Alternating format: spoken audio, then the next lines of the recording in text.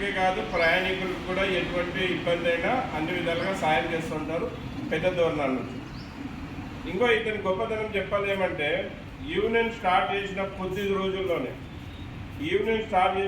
రోజుల్లోనే driver colony కోసం 5 ఎకరాలు అప్పుడున్న గవర్నమెంట్ వైఎస్ఆర్ కాంగ్రెస్ గవర్నమెంట్ 5 ఎకరాలు డ్రైవర్కి ఇచ్చింది.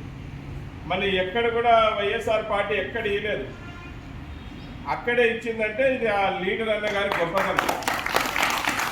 ఎంతోమంది రాజకీయ నాయకుల్ని కనుగొనే రోజంటూ లేదు, కలుస్తూ డ్రైవర్ల సమస్యలు చెప్తూ మాకు ఒక ఊరికి దగ్గర డ్రైవర్ కాలనీ ఏర్పాటు చేయాలి, అలాగే మా పెద్ద దూరణాలకి లారీకి ఒక స్టాండ్ ఏర్పాటు చేయాలి, అలాగే ట్యాక్సీలకు ఒక స్టాండ్ ఏర్పాటు చేయాలి, ఆటోలకు ఒక స్టాండ్ ఏర్పాటు చేయాలి, అందరికీ స్టాండ్ ఏర్పాటు చేయాలన్నారు.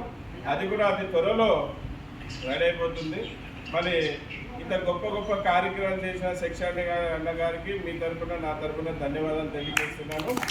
అలాగే సేఫ్టీ డ్రైవర్ అసోసియేషన్ ఉద్దేశించి 2 మాటలు చెప్పాలని, మీరు సేఫ్టీ డ్రైవర్ అసోసియేషన్లో ఏం నచ్చి దీనిలో వచ్చి ఇప్పుడు అధ్యక్షులుగా ఉన్నారు. అలాగే అన్నగారు రావడమే కాదు, అక్కడ చిన్న ఊరైనా దాదాపుగా 280 మంది సభ్యత్వం తీసుకొని ఐడి కార్డు తీసుకోవడం జరిగింది. మరి ఇదంతా అతని గొప్పతనమే. పరిచయమైన కొద్ది వారాల్లోనే యూనియన్ స్టార్ట్ చేయడం, యూనియన్ రిజిస్టర్ చేయడం, అలాగే అనేకమైన కార్యక్రమాలు కూడా చేయడం జరిగింది.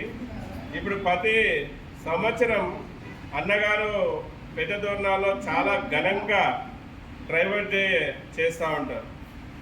మళ్ళీ ఈసారి కూడా డ్రైవర్ డేకి మీరందరూ కూడా తిరుపతి నుంచి కూడా రాండి, అన్నగారు ఏ విధంగా చేస్తారనేది మీకు కూడా తెలుస్తుంది.